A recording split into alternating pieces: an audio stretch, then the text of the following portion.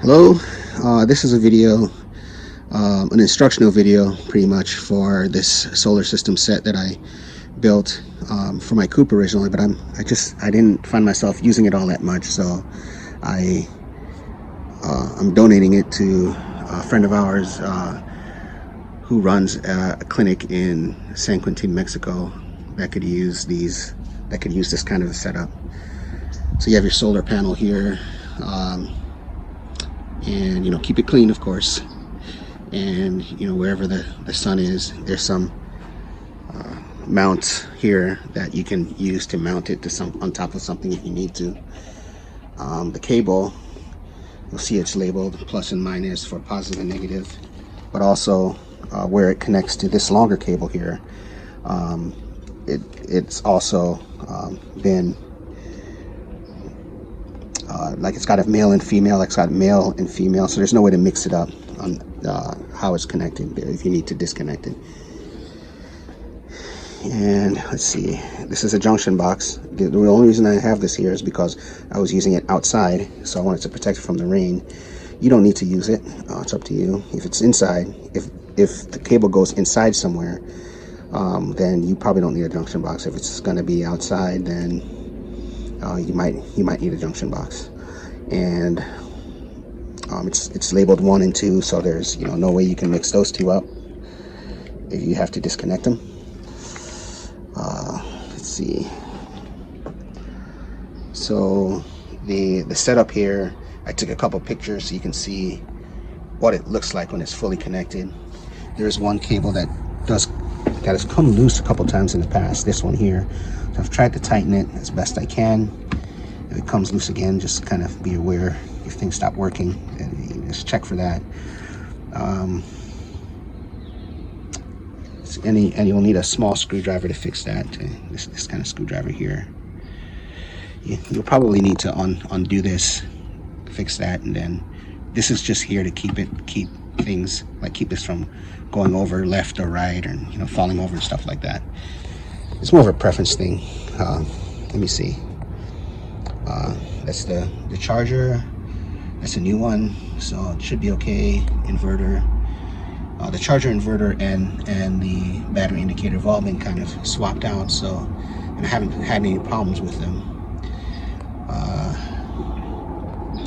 And the extension cord, of course, should work. This is a cheap extension cord, and you want to work.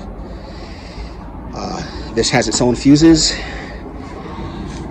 and this has a fuse. The cabling has a fuse as well that leads out to the batteries. And then, of course, the battery, it has its own positive and negative plugs. Red, black, they match. Red, red, black, black. And I put a couple extra things in here for you, including some extra fuses, and that should be it. This should work for you. If you do want to use a second battery, now I have a second battery, and I suspect that's why I was always having trouble with this, and I think it's because the second battery is bad. I didn't have trouble until I got that second battery. But basically, if you do want to do a second battery, this battery here connects, or the cable coming out of the setup connects to the cables that go to this battery, and it's just set up for one right now.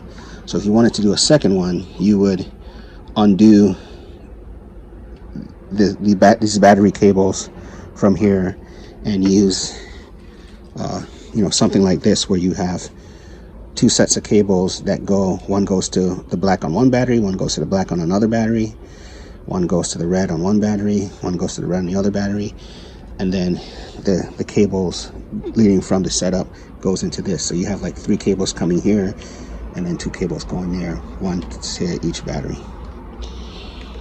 Let's see, that's about it.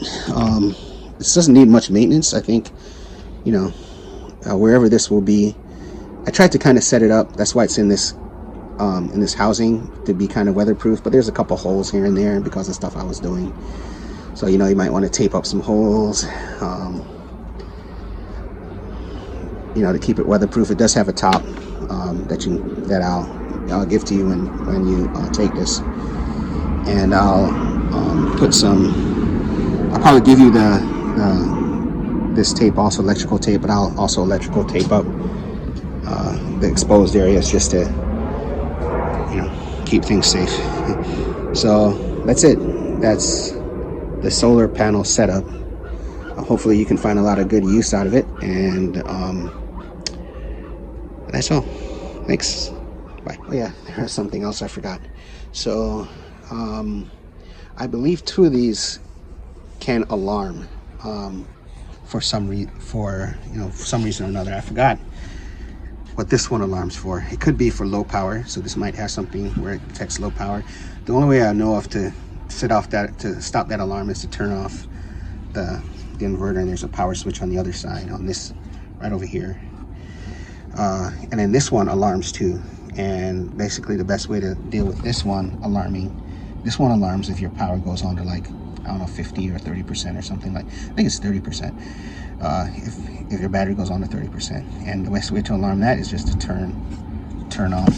You see the power right there? You just turn that off. It's not gonna keep things from working. It just shuts off the alarm on that. You don't have to deal with that. Every time this system resets, this resets. So you kind of have to, like, if you ever lose if you lose total power or something like that, the next time it comes on, you'll have to make sure to turn the power off here if you don't want to hear that alarm.